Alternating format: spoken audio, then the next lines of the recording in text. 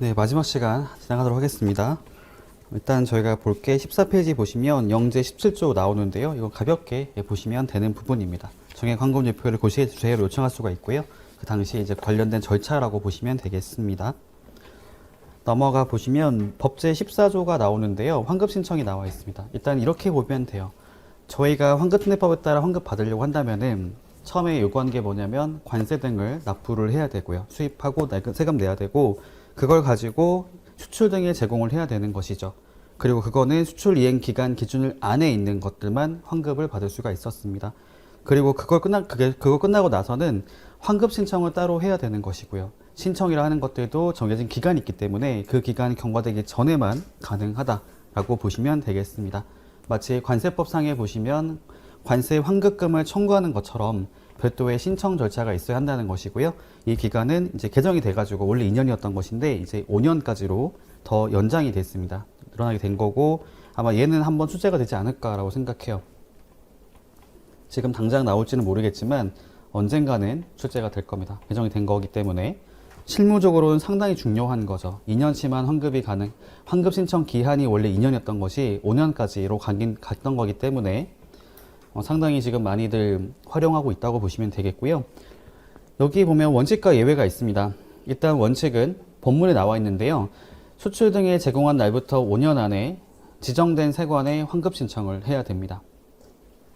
보통 말하는 게 뭐겠어요? 수출 신고 수일부터 5년이 되는 거겠죠. 보통의 경우에는 단서가 있는데 다만이라고 해가지고 밑에 보면 1호의 보정, 2호의 수정 또는 경정, 3호에 보면 과다 환급 받은 거에 대한 자진 신고와 납부가 되어 있습니다. 제가 말씀드릴게요. 한번 가정해 보겠습니다. 여러분들이 어떤 물품을 최초에 수입을 하고 세금 납부한 게 있었어요. 그게 예를 들면은 21년도 1월 2일로 가정해 보겠습니다. 이때 수입했던 물품의 관세율이 5%로 봤단 말이에요. 5%만큼의 관세율을 계산해서 세금을 낸 게 있었고 그게 예를 들어 가지고 100원이라고 가정해 볼게요. 그리고 이걸 가지고 나중에 수출을 하게 됐습니다. 수출 등을 제공하게 되면서 아까 말했던 환급 신청 기간이 이제 5년까지로 된 거죠. 그래서 이 날부터 5년 안에 환급 신청을 하면 된다라고 보시면 돼요. 이게 원칙인 거죠. 자, 그런데 이때 신청해가지고 100원을 다 환급 받았습니다. 그런데 저희가 관세법에 따라 가지고 나중에 관세 조사를 하는 과정에서 봤더니 이거 보니까 5%가 아니고 8%가 맞는데 라고 하는 걸로 갈 수도 있겠죠. 요거를 그러니까 두 개로 볼 수 있겠어요. 세금을 변경할 수가 있는데 세금을 가지고 보정 신청을 하게 되거나 그러니까 자발적으로 보정 신청, 수정 신고를 하게 되거나 아니면 세관에서 그냥 경정을 해버릴 수도 있단 말이에요. 그러면 원래 100원짜리였던 것들이 관세가 더 올라갈 수가 있게 되겠죠. 세율이 바뀌니까. 얘가 100원이었던 것이 예를 들면 150원이 됐다라고 가정해 보겠습니다. 근데 나는 이미 환급 신청을 해서 받은 게 있던 거고 이 기간이 5년이 넘어갈 수도 있는 거잖아요. 그러면 환급 못 받을까요? 어떻게 생각하세요? 최초 수출 등에 제공한 날부터 5년까지만 인정해 준다고 했을 경우에 내가 지금 나중에 관세 조사를 받는 과정에서 세금이 변동된 게 있다고 생각했을 때요. 50원만큼 증가됐잖아요. 그것도 원래 환급 받을 수 있는 거죠. 근데 환급 신청 기간으로 넣고 봤을 때는 5년만 두게 됐을 때는 그게 안 될 수도 있는 거잖아요. 그거에 대한 예외가 단서라 보시면 됩니다. 볼게요. 다만 수출 등에 제공된 수출 원재료에 대한 그 세액에 대해서는 다음 각호의 어느 하나에 해당하는 사유가 있을 때는 그 사유가 있은 날부터 5년 안에 환급 신청을 할 수 있다라고 돼 있죠. 즉 예전에 물품을 수입한 게 있었던 거고 그걸 가지고 5년 안에 관세 환급을 받은 게 있었단 말이에요. 그랬는데 나중에 그것이 잘못된 걸 알아가지고 수정 신고를 하거나 경정이 되거나 해서 추가로 납부한 세금이 있을 때는 그 사유가 발생한 날부터 5년까지 환급 신청을 할 수 있도록 해주고 있는 겁니다. 물론 이게 개정이 되면서 원래 2년짜리였던 것이 5년 바뀌었기 때문에 크게 문제는 없을 것 같은 게 뭐냐면 관세부가 지적 기간도 5년이란 말이에요. 그러니까 사실상 5년 안에 변경이 발생해도 이 제공된 날부터 5년 넘길 일은 거의 없다고 보시면 돼요. 여기서부터 5년까지가 관세부가 기축기간 가능한 거기 때문에 기존에 2년으로 했을 때는 이런 일 비일비재했겠죠. 2년 안에 수입했던 물품이었는데 한 3년쯤 지나가지고 세관에서 관세 조사를 나오겠다고 할 수도 있잖아요. 그죠? 그런 상황이 발생했을 때 환급 신청 기간이 경과돼서 못 받는 경우도 종종 많이 있었다 보시면 돼요. 근데 억울하잖아요. 내가 최초에 세금을 다 맞게 냈었다면 다 돌려받는 것인데 신고 잘못한 것 때문에 못 받는다. 억울할 수 있잖아요. 그거를 이제 감안해 준 거죠. 그래서 그런 어떤 추가적인 납부하는 게 발생했을 때는 그 사유가 발생한 날부터 5년이라는 기간 동안 환급 신청을 할 수 있도록 기회를 주고 있습니다. 옆으로 가 볼게요. 옆에 18조 보겠습니다. 18조. 14조에 따라서 관세 환급을 신청하는 경우에는 다음에 각 호에 어느 하나에 해당하는 자가 해야 된다. 영제 18조 1항이 뭘 말을 하는 거냐면 바로 환급 신청인이라고 보시면 돼요. 환급을 누가 신청할 수 있는가로 말해 봤을 때, 자, 1호의 경우에는 법제 4조 제1호의 수출이죠. 즉 관세법에 따른 수출의 경우에는 수출신고 필증에 환급 신청인으로 기재된 자만 환급 신청을 할 수가 있습니다. 아까 제가 말씀드렸잖아요. 생산자 또는 수출자만 가능하거든요. 그 자가 환급 신청권을 가지고 있다고 말을 한 거고, 두 번째, 법제 4조 2호에서 4호까지의 경우에는 관세청장이 정하는 서류에 그 물품을 수출, 판매, 공급 등을 하거나 공사를 한 자로 기재된 자라고 되어 있습니다. 아까 제가 말씀드렸잖아요. 저희가 여기 환급 신청하는 것 중에 하나 전제가 뭐였냐면은 법제 4조 1호 본문 말고 나머지 같은 경우는 그 당시에 세관장의 확인을 받았을 때 한해서만 환급 신청을 할 수가 있는 거고요. 거기 신청했던 서류에 봤더니 거기 확인받는 서류 안에 여기 나와 있는 것처럼 그런 수출을 하거나 판매를 하거나 공급을 하거나 하는 사람으로 적혀있던 사람만 환급 신청을 할 수 있다고 이해하시면 되겠습니다. 그리고 3호의 경우에는 이제 그 법인이 합병했다 한다면은 합병하고 나서 존속하거나 새로 설립된 법인이 환급 신청권을 가지고 있다고 얘기하는 것이고, 그다음에 4호에 보니까 상속을 하는 경우에는 여기 보니까요 쭉 보면은 상속인이라고 하는 거 또는 상속재산관리인이라고 되어 있습니다. 그 자가 환급 신청을 할 수 있는 권리가 있다라고 얘기하고 있습니다. 다시 왼쪽으로 와볼게요. 14조 2항입니다. 요거는 환급심사라고 보시면 돼요. 환급심사. 저희 그거 기억나세요? 관세법에 가서 보시면은 세액심사라고 나오는 게 있던 거 있었고요. 세액심사 원칙은 사후에 하는 거죠. 수입신고 수리 후에 심사하는 것이 원칙이고, 예외적으로 관세 채권 확보가 곤란하다라고 하는 사유가 있을 때는 사전에 심사할 수 있다고 나온 게 있었습니다. 환급심사도 마찬가지인 것이 신청했을 당시에 심사하는 것이 아니고요.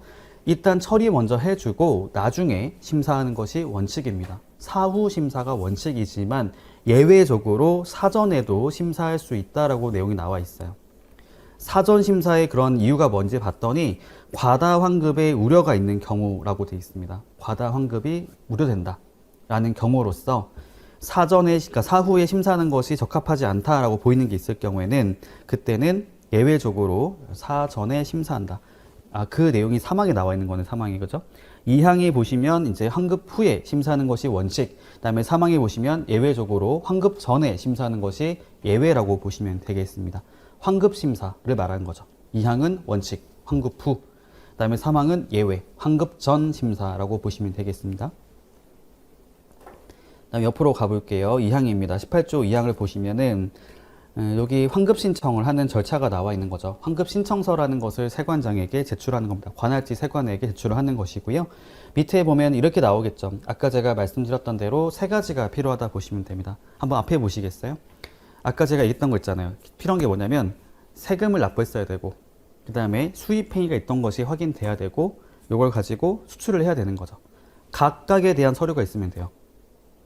수입했던 증빙 서류 뭐겠어요? 수입신고 필증. 국내에 매입한 게 있으면은 매입에 대한 서류가 있어야 되겠죠. 두 번째, 세금에 대한 걸 확인해야 되기 때문에 수입신고 필증이나 기납증, 분증이 있어야 됩니다. 마지막으로는 수출을 한 게 필요한 거죠. 그래서 그거에 대한 증빙 서류인 수출신고 필증 등이 있어야 한다 보시면 돼요. 그걸 제출하는 것이고, 이 수출하는 그 환급 종류를 봤을 때 개별 환급이다 라고 한다면은 그죠? 소요랑 계산서라는 것까지 같이 제출하게 되어 있는 거고, 간이정액 환급 등의 경우에는 걔는 소요량과 관계없거든요. 수출한 물품별로 미리 정해진 환급을 받는 거기 때문에 그거를 요구하지는 않습니다. 그래서 간이정액 환급 업체는 그런 것들을 요구하지 않는 거죠. 여기 단서에 있잖아요. 정액 환급 율표가 적용되는 물품에 대해서는 2호와 3호를 첨부하지 않는다. 왜냐하면 필요하지 않기 때문인 겁니다. 그거랑 관계가 없거든요. 실제로 얼만큼 납부했는지를 중요하게 생각하지 않기 때문에, 그걸 고려하지 않기 때문에 제출을 하지 않는 것이고, 개별 환급 같은 경우는 다 봐야 되는 거죠. 얘가 얼만큼 투입되었고, 그걸 납부했던 세금이 얼마고, 그 다음에 수출을 했다는 사실이 어떻게 확인되는지까지 다 보게 돼 있습니다. 3항에 가볼게요. 관세 등의 환급 신청은 생산에 소요된 원재료에 대해서 일괄 신청하는 것이 원칙이다 라고 되어 있습니다. 그쵸? 내가 어떤 물건을 만들 때 얼만큼 투입했다라는 게 있을 때는 그거를 다 적어서 신청하게 되어 있는 거고, 다만 일괄 신청하는 것이 불합리하다라고 인정하는 경우에는 예외적으로 따로 할 수 있다라고 얘기하고 있습니다. 뭐 당연한 거겠죠. 어떤 물건을 만들 때 투입했던 원재료 다 적는다 보시면 되겠습니다. 일단 사항에 볼게요.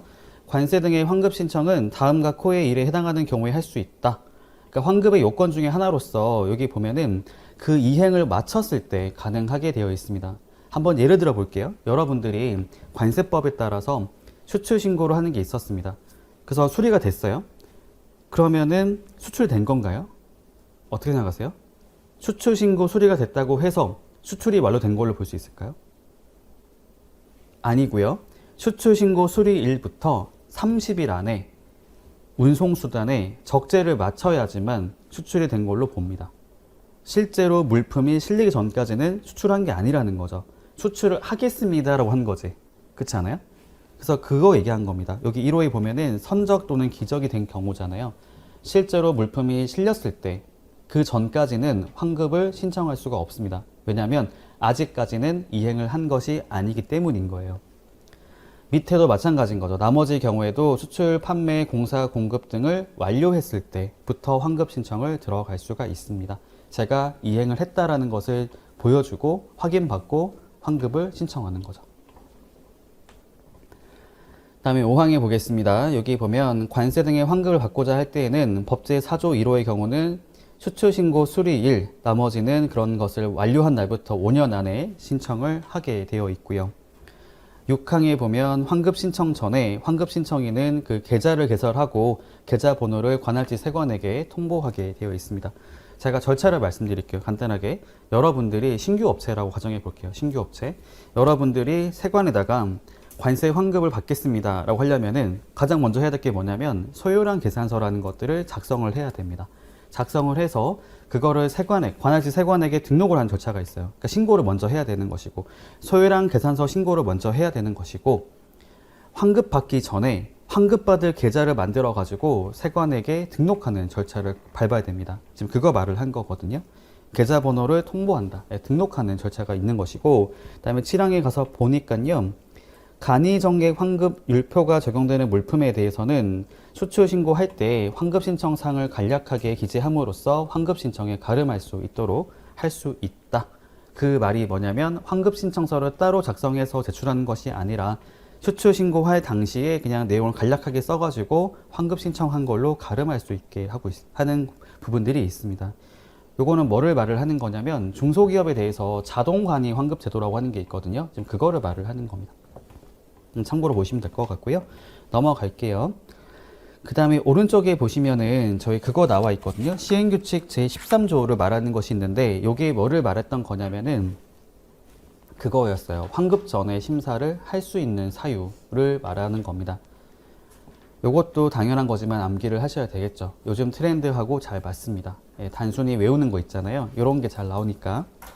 자, 읽어볼게요. 법제 23조 규정을 위반해서 처벌을 받은 자가 관세 등을 환급을 신청하거나 아니면 기납증, 분증을 발급 신청하는 경우 2호 수출용 원재료 소요량 산출의 특수성 등으로 인해 가지고 과다 또는 부정 환급의 우려가 있다고 인정해서 관세청장이 따로 정한 품목에 대해서 환급을 신청하거나 기납증 등을 발급 신청하는 경우 3호 영제 11조 2항과 2항에 따른 신고를 하지 않고 이게 뭐냐면 소요량 계산서 신고입니다. 1항은 소요량 계산서 신고, 2항은 변경 신고를 말해요.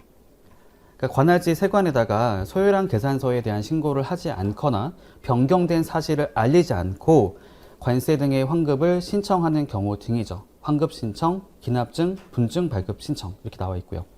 그 다음에 4호, 그 밖에 환급 후나 기납증 등의 발급 후에 심사하는 것이 적합하지 않다고 세관장이 인정하는 경우입니다. 그 밖에 세관의 판단에 따라서 환급 전에 심사를 할 수 있다라고 얘기한 거죠. 대전제가 뭐냐면 과다 환급에 우려가 있다라는 겁니다. 환급 전에 심사하지 않으면 과다 환급 받을 우려가 있다고 보기 때문에 이런 사유가 있을 때는 예외적으로 환급하기 전에 세관장이 심사할 수 있다고 되어 있는 거죠. 네, 넘어가도록 하겠습니다. 밑에 2항에 보시면요, 2년의 범위 내라고 쓰고 있는데 아까 나왔던 이것들은 제가 그런 게 있잖아요. 뭔가를 제한할 때는 보통 2년을 두고 있는 게 많거든요. 아까 봤던 것에서도 일괄납부 업체 지정 받을 때, 승인 받을 때 담보 제공하는 사유 보시면은 최근 2년 동안이 나왔던 거죠. 유예기간 제외하고 집행유예 빼고 나머지들은 최근 2년간 위반된 사실이 없을 것을 요구하는 게 있었습니다. 그게 있으면 담보를 내라고 했던 거죠. 넘어가겠습니다. 옆에 보면 이제 시행령 19조 나오는데요. 여기 보면 이제 환급 업무를 효율적으로 하기 위해서 필요하다면 환급 신청인의 신청 또는 세관장의 직권에 의해서 환급 심사를 하는, 그러니까 신청을 받는 세관을 따로 지정을 하거나 변경할 수 있다고 되어 있죠. 원래 원칙이 뭐였을까요? 그렇죠. 관할지 세관에게 하는 것인데 그거를 이제 다른 곳으로 바꿀 수 있다라고 얘기하고 있습니다. 그거를 신청을 하는 경우이거나 세관장의 직권에 의해서 다른 곳으로 바꿀 수 있다는 거죠. 그럴 수 있거든요. 예, 그래서 밑에 볼게요. 자, 사후 심사는 그냥 가볍게 보시면 되겠고요. 예, 심사는 5년 안에 완료하게 되어 있습니다. 환급 심사는 5년이라고 되어 있어요. 참고로 말씀드리면요, 관세법에 따른 관세 조사를 하는 것들 있잖아요. 그때 통합조사가 원칙이거든요. 원칙이긴 한데 환급은 거기에 포함이 안 돼 있기도 해요. 그러니까 물론 보긴 봐요. 예, 보긴 보는데 보통 그때 심사를 같이 하기도 하지만 따로 심사하는 경우도 있어요. 다시 얘기하면은 통합조사의 원칙이 있기 때문에 그때 그 세관에서는 관세법뿐만이 아니라 여러 가지 외국환 거래법, 대외무역법을 포함해서 환급특례법도 그때 심사를 같이 하긴 합니다. 같이 하긴 하는데 그거랑 별개로 세관에 따로 심사를 하는 것도 가능하고요.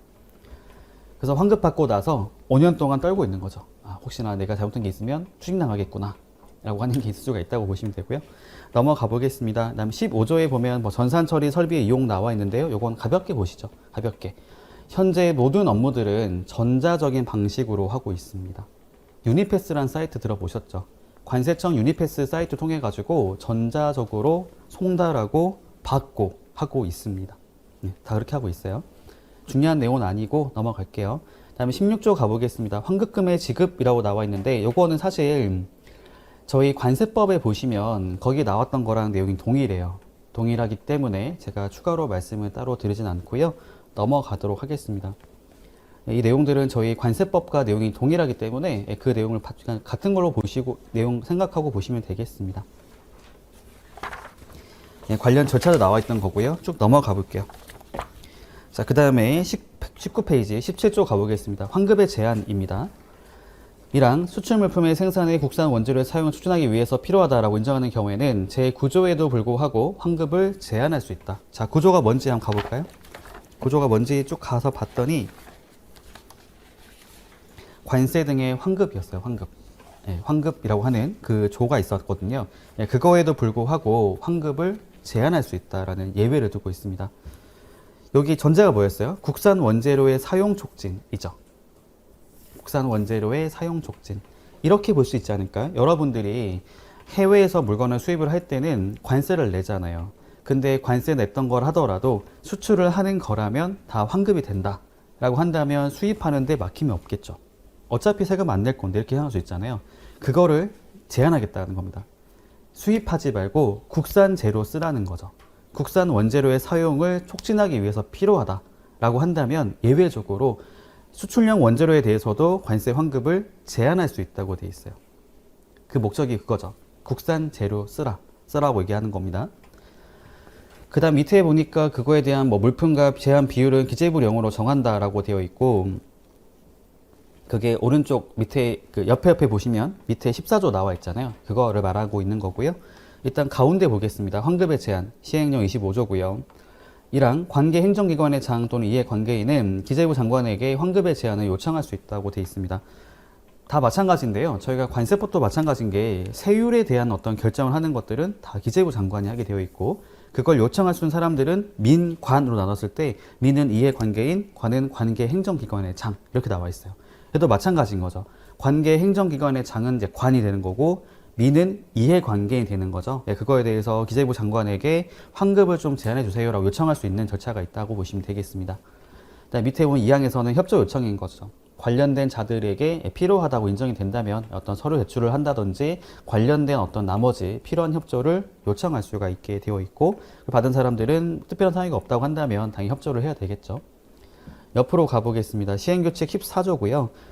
17조 2항에 따라 가지고 관세를 환급을 제한하는 물품과 그 비율은 별표와 같다. 즉 관세 여기 환급법 시행규칙 별표에서 그 내용을 정한다라고 하는 건데 예, 그런 것들은 출제될 확률이 상당히 낮은 거죠. 안 나온다고 보시면 되겠고요. 단서가 있네요. 다만 보세 공장과 자유무역 지역 안의 입주 기업체에 생산한 수입된 수출용 원재료를 제외한다. 뭐 중요한 내용은 아닙니다. 넘어가도록 할게요. 그냥 국산 원재료 사용 촉진 목적으로 환급을 좀 제한할 수 있다 정도만 알고 계시면 될 것 같고요. 밑에 보겠습니다. 18조 용도 외 사용 시 관세 등의 징수입니다. 여기 보면 1항은 아까 보셨던 환특법 제4조 2호고 2항은 3호라고 써 있네요. 이 두 개의 공통점이 뭘까요? 공통점. 다시 여쭤보겠습니다. 얘네들은 국내 거래인가요? 아니면 수출인가요? 국내 거래죠. 국내 거래인데 조건이 뭐였어요? 용도가 있어요. 외화 획득용. 그죠? 외화 획득용일 때 환급을 하는 거였습니다. 그럼 이렇게 볼 수 있겠네요. 어쨌든 그 용도대로 사용을 해야 되는데 그게 아니라 다른 용도대로 사용이 됐다. 어떻게 할까요? 추징을 할 수 있다고 얘기를 한 거죠. 용도 외 사용 시의 관세 등의 징수 보겠습니다. 1항 세관장은 제4조 2호의 용도에 제공되어 관세 등을 환급받은 물품 4조 제2호가 뭐였냐면은 주한미군 등에 대한 판매나 공사였습니다. 그렇죠? 주한미군 등에다가 물품을 판매하거나 공사를 해준 거예요. 외화를 획득한다 목적을 가지고 관세항을 해준 거잖아요. 그랬는데 그 용도에 제공된 날부터 3년의 범위에서 관세청장이 정하는 기간에 그 환급받은 용도 외에 사용된 경우에는 용도 외에 사용한 자로부터 환급받은 관세 등을 즉시 징수한다라고 되어 있습니다. 용도와 다르게 사용이 된 거죠. 외화 획득용으로 봤는데 즉 주한미군에서 사용할 줄 알고 환급을 해준 거였는데 그 업체가 다른 곳에다가 양도를 해버린 거예요. 그럼 어떤 문제가 발생이 될까요? 자, 여러분들이 주한미군으로 가정해 보겠습니다. 제가 여러분들한테서 물건을 사는 국내 업체인 거예요. 그럼 저는 관세가 포함되어 있을까요? 안 돼 있을까요? 내가 사는 물건에 대해서는. 안 돼 있죠. 근데 걔가 어디서 온 물건이죠? 외국에서 온 물건이죠. 그럼 어떤 문제 발생할까요? 외국에서 수입된 물품인데 국내 거래할 때 관세가 포함되지 않은 거죠. 과세 형평과 어긋나지 않아요? 그렇죠. 그러니까 원래는 수입할 때 세금 냈죠.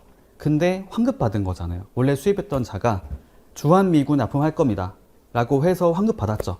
그러면 세금 안 낸 거잖아요. 없어지게 된 거잖아요. 근데 그 물건을 그 사람이 쓰는 게 아니라 국내 업체한테 또 팔았대요. 주한미군이. 어떻게 될까요? 그걸 구매한 국내 업체는 외국 물품을 관세를 안 낸 상태로 구매를 한 거죠. 문제가 있지 않아요? 그거 말을 한 겁니다. 그거.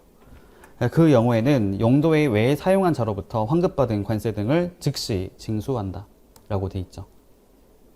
원래 그게 그 특정한 자가 사용할 것을 조건으로 혜택을 준 거였던 거잖아요.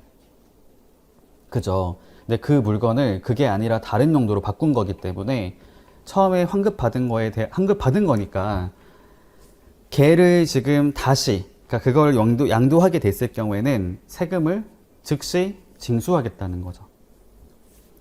다만 예외가 있습니다. 그 예외라는 것은 기책 사유가 없는 때를 말하는 거죠. 다른 용도로 사용한다는 게 국내 판매라는 걸 말하는 게 아니고 재해로 인해서 멸실되거나 아니면 지금 세관장의 승인을 받아서 폐기했을 때를 말하는 거죠. 그거는 이제 기책 사유가 없는 사유로 물품을 사용하지 않게 된 경우라 보시면 되겠습니다. 다음에 2항에 보면요. 4조 3호 나와 있거든요. 이게 뭔지 기억나요? 보세구역 등. 기억죠? 관세법에 따른 보세구역 중에 세 군데. 그쵸? 수입을 하지 않는 곳 있잖아요. 그쵸? 보세 창고, 공장, 그 다음에 보세 전시장을 말했던 것인데, 전시장 말고 판매장 말했던 것인데, 얘네들이 거기에 지금 공급했다라는 것만으로도 수출로 봤던 거죠. 보세구역, 그다음 자유무역 지역은 우리나라가 맞긴 하지만 외국으로 간주되는 장소라 보시면 되고요. 그러니까 해외에다가 물건을 판 것과 마찬가지로 봤던 겁니다. 자, 그래서 관세를 환급해 준 거죠. 근데 그렇게 제공돼서 관세 등을 환급받은 물품은 관세법 등을 적용할 때 외국 물품으로 본다. 무슨 말일까요? 그렇게 보세 공장 등에 들어갔던 물품은 관세를 환급받았다면 걔는 외국 물품 상태가 되는 것이고, 걔네들을 혹시라도 국내로 수입을 하겠다. 그러면은 수입 신고를 하고 관세를 납부해야 됩니다. 거기는 우리나라죠, 우리나라. 그러니까 보세구역 등이잖아요. 그죠? 거기서 이미 환급받은 물품은 원래는 걔는 수출된 게 아닌 거죠. 관세법에 따르면 수출 신고 수리된 물품만 바뀌잖아요. 성격이 바뀌잖아요. 근데 걔는 환급특례법 상에 말하는 게 뭐냐면 이미 관세 등의 환급을 받은 경우를 한다면은 그 자체로 걔는 외국 물품으로 간주하겠다라고 얘기한 겁니다. 그러니까 걔를 해외로 돌려보낼까 수출하게 됐을 때는 문제가 없겠지만 국내로 수입을 하겠다라고 했을 경우에는 그때 수입하는 자가 세관에 수입 신고하고 관세 등을 납부를 해야 되는 거죠. 그 얘기를 한 거였습니다. 넘어갈게요. 옆에 보면 시행령 26조는 그냥 관련 절차, 용도의 사용 등에 대한 승인 신청이 있고요. 이건 관세법과 동일하게 보시면 되는 부분이고, 다음 19조로 가보겠습니다. 환급을 가름하는 관세 등의 세율 인하라고 나와 있는데요. 사실 이거는 실제로 적용되는 경우는 거의 없는데 그냥 참고로 말씀드릴게요. 좀 번거로울 수 있잖아요. 내가 원래 이 절차가 어떻게 되는 거냐면 수입할 때 세금을 내고 수출을 하면 돌려받는 거죠. 근데 처음부터 내가 수출할 거라고 한다면은 굳이 왜 그렇게 해야 되지? 그냥 처음부터 세금 깎아주면 되는 거 이렇게 이해할 수도 있잖아요. 그걸 말하는 겁니다. 환급을 가름해서 처음 수입할 때부터 세율을 낮춰주는 게 나와 있는 거예요. 하지만 실제로 적용은 안 합니다. 규정만 있을 뿐인 거예요. 볼게요. 1항 수출 등에 제공되는 물품의 생산에 주로 사용하기 위해서 수입되는 물품에 대해서는 수출 등에 제공되는 비율을 고려해서 관세 등의 세율을 인하할 수 있다. 그러니까 처음에 수입할 때부터 관세율을 낮춰서 적용하겠다라는 거죠. 어차피 환급 받을 물품이니까 그거만큼을 감안해서 처음 수입할 때부터 관세율을 인하시켜준다라는 걸로 이해하시면 됩니다. 그 다음에 2항 그거에 따라 그 인한 물품과 세율은 대통령령으로 정한다라는 것이고, 밑에 3항에 봤더니 이거에 대해서는 일괄납부와 환급을 하지 않는다. 이미 적용받은 거니까요. 일괄납부와 그 환급이라고 하는 것들은 그게 적용 안 됐을 때로 전제했던 거잖아요. 처음에 지금 그러니까 징수 유예했다가 나중에 환급할 거랑 상계하는 걸 말했던 건데 얘는 이미 적용받은 거죠. 저희 그런 게 있거든요. 제가 언급을 한 적이 있었는데요. 관세법상에 보시면은 사전 면세 제도가 있고 사후 면세 제도가 있어요. 사전 면세 제도가 뭐가 있을까요? 보세 판매장 있죠. 면세점은 처음에 구매할 때부터 세금이 들어가 있지 않잖아요.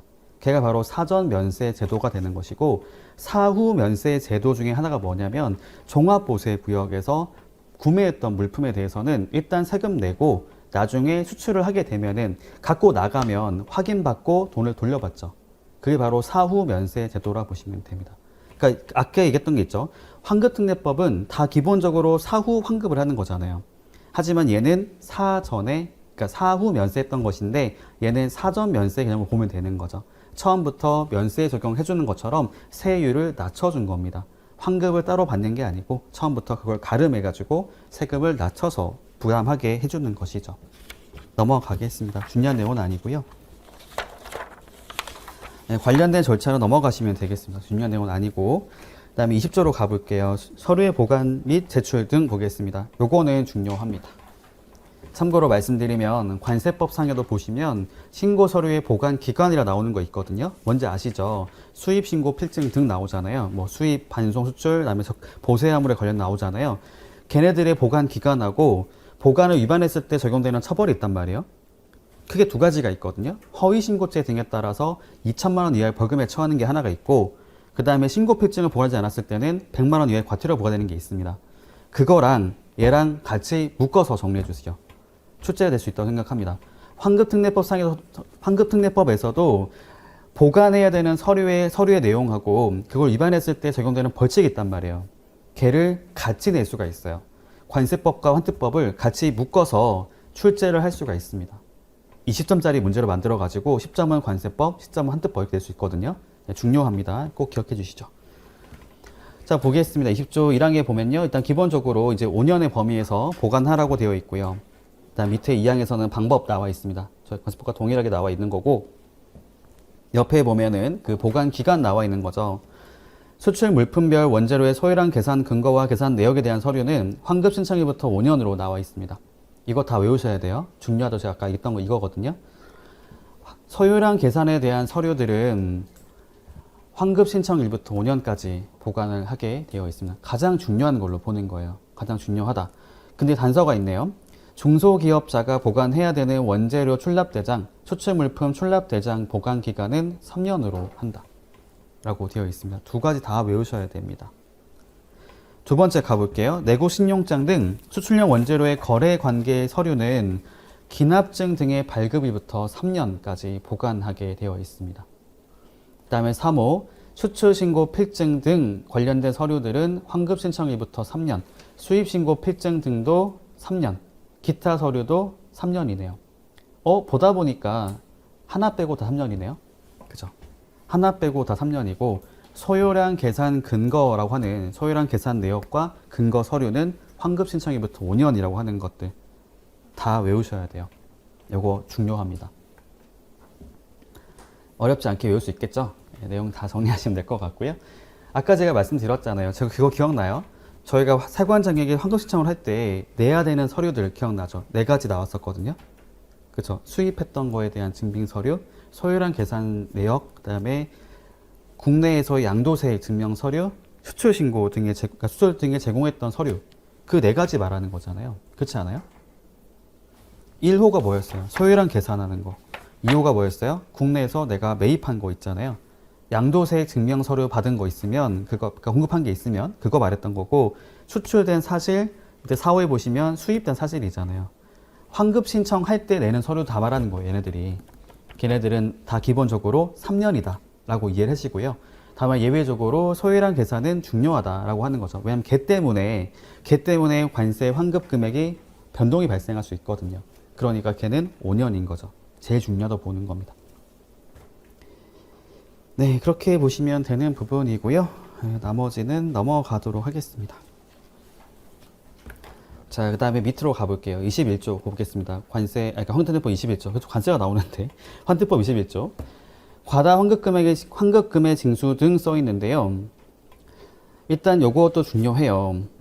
얘가 뭐냐면은, 일단 1항 볼게요. 세관장은 지급한 환급금이 다음 각 호의 어느 하나에 해당하는 경우에는 그 환급금액 또는 과다 환급금액을 환급을 받은 자로부터 징수한다. 즉 추징한다라고 보시면 되겠고요. 밑에 1호 보면 과다하게 환급받은 경우 2호에 봤더니 기납증 또는 분증을 과다하게 증명받은 경우인데 이미 그거를 환급 등에 사용해 버려서 수정하거나 재발급하는 것이 불가능한 경우, 이렇게 볼 수 있겠죠. 환급 등에 사용한 게 아니다. 환급 등이라는 것은 내가 환급을 신청을 한 게 있었다거나 이걸 가지고 다른 사람에게 기납증이나 분증을 발급해 준 거 말을 하는 거죠.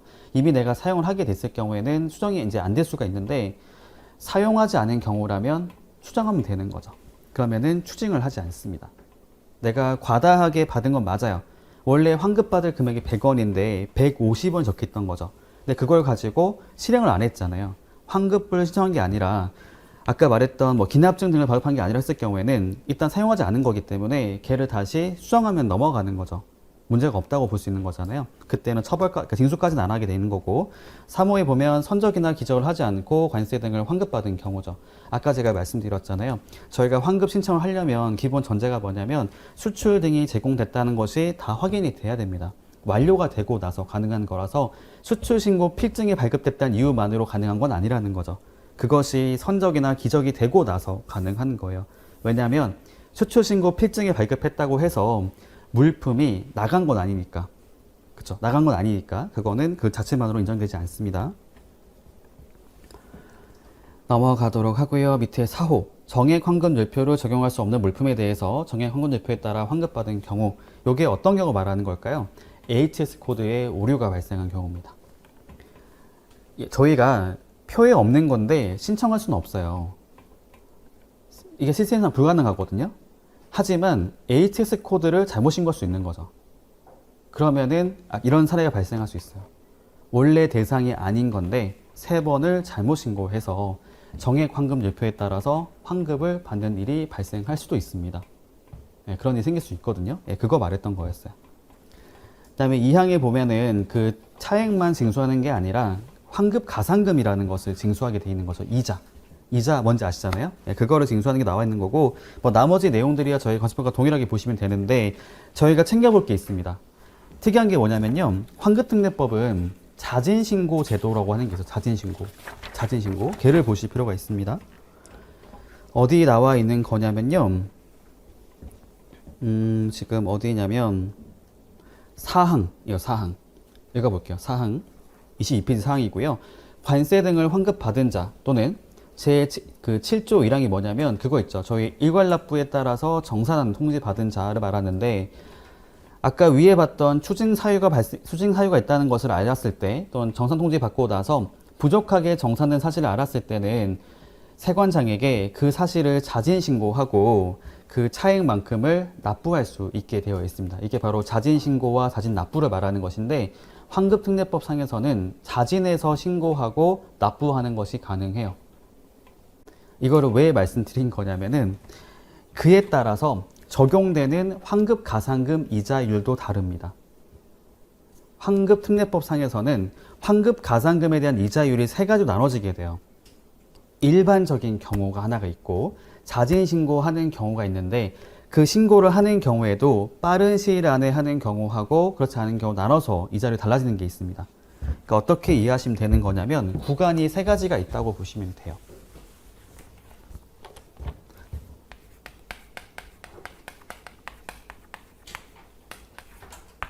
이렇게 나눠지는 거고요. 자진 신고하는 경우에도 빠른 시기라고 하는 것들이 3개월을 말하는데, 3개월 이내에 자진 신고하는 경우하고 3개월 경과하고 나서 하는 경우가 다릅니다. 이자율이 하나, 둘, 3가지가 있어요. 구간이. 요거 중요하거든요. 관세법상에 나와 있는 환급 가산금하고 같이 비교해서 낼 수가 있습니다. 묶어서. 참고로 관세법에서는 하나밖에 없습니다. 하나밖에 없어요. 자, 보시죠. 자, 이제 어디 볼 거냐면은 다시 앞으로 돌아오시면 시행령 이제 30조 볼게요. 하나 체크하겠습니다. 1항에 보니까요, 1일 10만 분의 39라고 나와 있죠. 요게 일반적인 경우입니다. 자진 신고를 하지 않은 경우예요.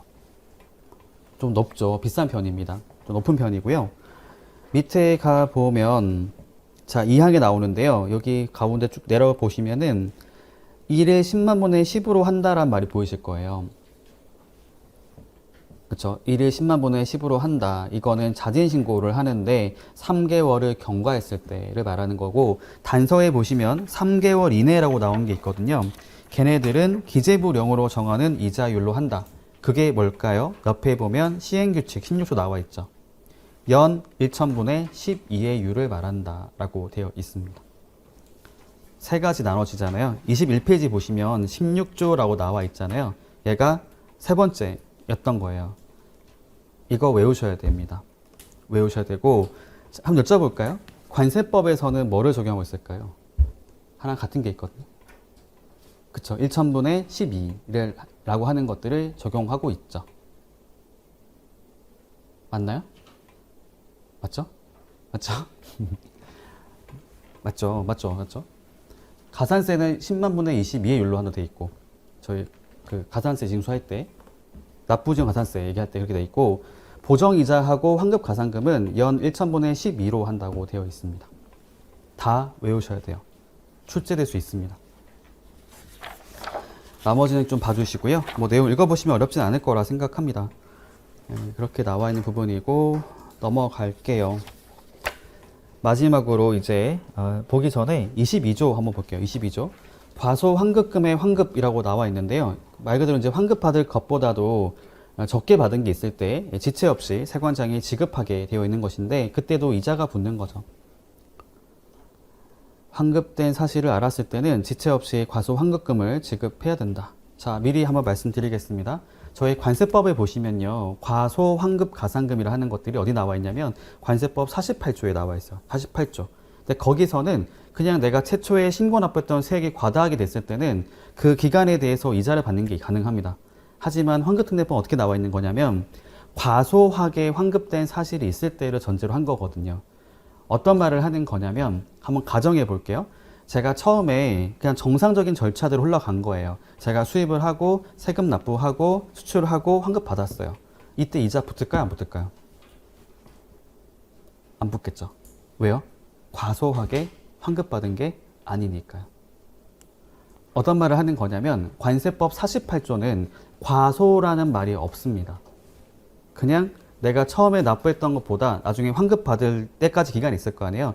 그 기간에 대한 이자가 그냥 붙어주는 거예요. 그걸 포함해서 받는 거죠. 내가 처음에 납부를 많이 한 게 있었단 말이에요. 그러니까 처음에 납부했던 게 있었던 거고 나중에 정정을 통해 가지고 과다 납부했던 것에 대해서 환급 신청한 게 있다 가정해 봤을 때 그때는 이자가 붙어요. 하지만 환급특례법에서는 과소하게 환급받은 것에 대해서만 환급 가산금을 주게 돼 있습니다. 그게 누구를 말하는 거냐면 세관장의 잘못에 기인한 경우를 말하는 거예요. 최초에 환급받은 게 있었는데 알고 봤더니 세관장의 잘못으로 인해서 환급을 잘못해줬어요. 그때 받는 겁니다. 가산금을. 그러니까 일반적으로는 가산금이 안 붙는 거예요. 환특법은 환급 가산금이 안 붙습니다. 이자가. 기본적으로 안 붙어요. 과소하게 했을 때만 붙는다라는 거 말씀드린 거고요. 마지막 벌칙 보고 마치겠습니다.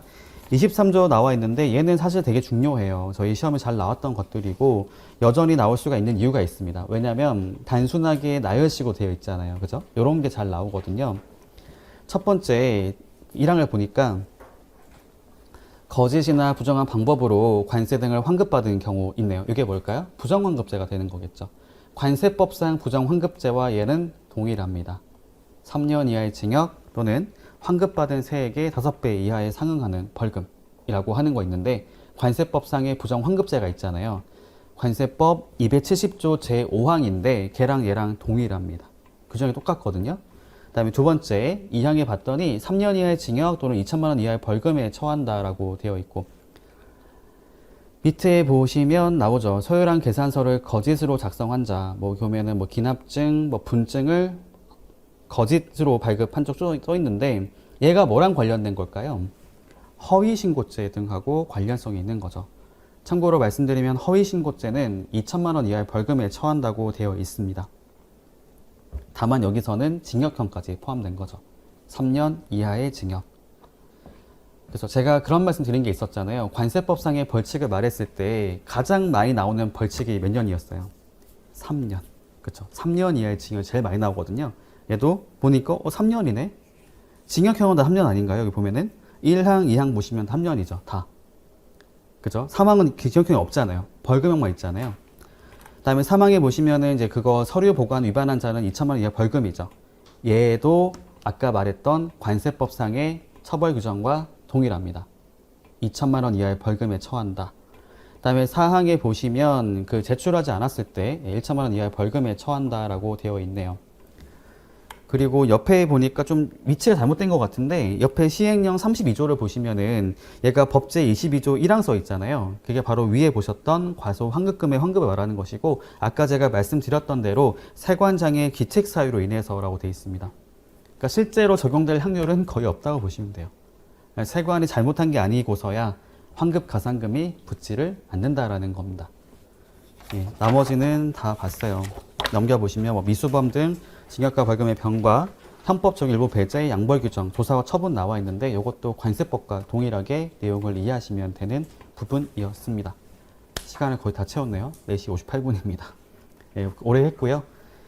혹시라도 내용 보면서 모르는 게 있다고 하시면은 학원에 게시판 올려주시면 제가 확인하고 답변을 드릴 수 있도록 하겠습니다. 나머지는 기출문제 위주로 내용 보시고 좀 확인해 보시면 좋을 것 같고요. 혹시라도 모르는 거 있으면은 질문 남겨주세요. 네, 수업 마치겠습니다. 감사합니다.